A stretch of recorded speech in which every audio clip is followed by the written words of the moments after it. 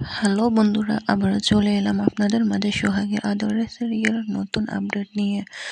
তো বন্ধুরা, সোহাগের আদরের সিরিয়ালে আমরা দেখতে পাই সূর্যর বোন বলে, তুমি যদি একটু স্ট্যান্ড হতে না সার্থক, আমাকে এত কিছু করতেই হতো না। তখন সার্থক বলে, ইনসাল্ট করলে তো বুঝলাম। তখন সূর্যর বোন ছোট বোনকে বলে, শোন নেহা, একবার ওদেরকে বাড়িতে ফিরতে দে, তারপর আমি মজা দেখাবো।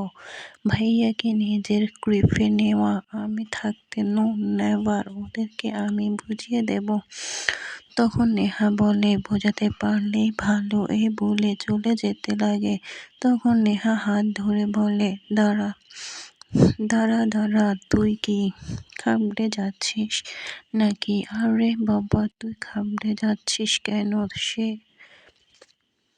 দেখ, সোহাগ কোনো মিনিস্টারের মেয়ে নয়, কোনো নেতা মন্ত্রীর মেয়েও নয়। ওর বাবা আমাদের মাইনে করা একটা চাকর মাত্র। আমরা যদি সোহাগকে মেরেও ফেলি, ওরা কেউ কিচ্ছু বলতে আসবে না। আমাদেরকে একবার বাড়ি ফিরতে দে, তারপরে এখন আমি কি করি? তখন সার্থক বলে, কি করবে?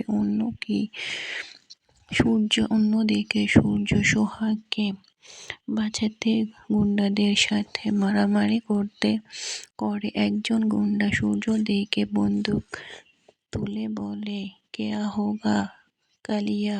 অন্য একজন বলে, সাবধান, কিন্তু কিচ্ছু করা যাবে না। ও আমাদের দাদার পেয়ারের হবু জামাই, ওর গায়ে যেন একটা লোকেরও আঁচড়ও না লাগে। দাদার অর্ডার। হ্যাঁ ঠিক আছে বাবু, তোমাকে আমরা কিচ্ছু করবো না। তোমার সামনে শুধু তোমার বউকে একটু আদর করব বলে হাসতে লাগে। তখন সূর্য চিৎকার দিয়ে ওঠে। সোহাগকে দেখতে না পেয়ে গুন্ডারা সোহাগকে খুঁজতে লাগে। তখন সোহাগ একটা লাঠি নিয়ে এসে একজন গুন্ডার মাথায় আঘাত করে। সবাইকে লাঠি দিয়ে মারতে লাগে।